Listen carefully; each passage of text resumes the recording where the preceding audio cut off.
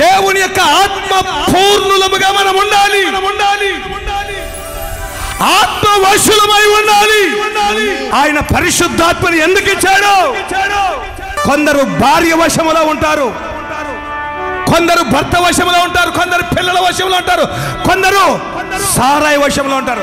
వశపరచుకోవడానికి మందులు పెడుతూ ఉన్నారు. కొంతమంది అబ్బాయిల వశంలో ఉంటారు, కొంతమంది అమ్మాయిల వశంలో ఉంటారు, కొంతమంది డబ్బు వశంలో ఉంటారు, కొంతమంది కులముల వశంలో ఉంటారు.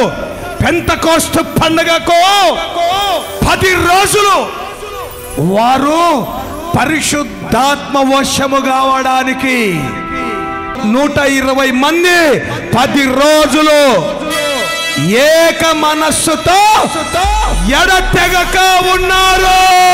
పరిశుద్ధాత్మ వశం కావాలి. మనం ఆ మేడగదిలో ఏక మనస్సు. దేవుని బిడ్డ, ఆ రోజు అగ్ని వంటి ఆత్మ జ్వాలలు వారి మీద దిగడానికి కారణం ఏంటంటే ఆది అపొస్తలుల సంఘం ఏక మనస్సు,